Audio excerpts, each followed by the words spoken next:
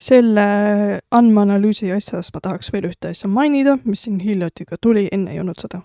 Et põhimõtteliselt, kui ta teeb seda andmeanalüüsi asja siin, on ju, siis ta annab ka tabeli kujul sulle, mida sa saad reaalajas seda lahti võtta ja siin kohe midagi paluda tal muuta, et sa ei pea siin välja hüppama sellest, vaid sa saad kogu aeg siin olla ja samaaegselt temaga siin rääkida, et ta muudab seda reaalajas. Et seda teha niisugust andmetega või kui sa analüüsid mingit finantsasju, et siin ma näiteks võtangi näitena investeerimisest, et davai 300 eurot 10 aastat. Intress on 10%. Palju mul on igal aastal siis? Näita liitintressi ja tee tabeli kujul. Pane juurde ka intress tabelile. Ja et liitintress toimub aastas põhimõtteliselt. Nii, siis ma võtan selle tabeli lahti siin.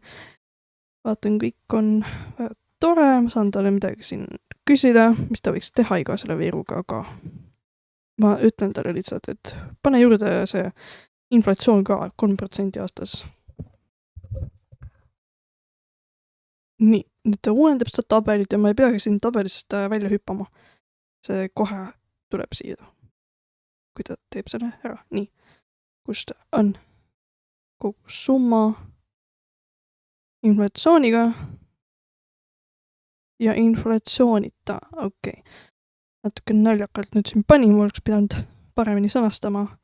Et tegelikult ma tahtsin, et ta lihtsalt näitab, palju inflatsioon on sellest, aga ta näitas mõned versioonid, kuidas on inflatsiooniga ja inflatsioonita. Võib-olla see on isegi parem, ma ei tea. Ma ise algselt ei tahtnud. Nii, siis ma saan seda siin suurendada, ka kui ma tahan, saan seda alla laadida. Saan kohe siin midagi temaga teha. Midagi muudan siin, saan selles faili jälle temal visata, võtab jälle seal lahti niimoodi ja saame jälle siin sellega töödelda. Muidu ta annab tabelit niisama ka niimoodi sellisel kujul. Et see on teksti vormingu asi temal. Seal ChatGPT-l siis. Seda sa ei saa seda niimoodi alla laadida.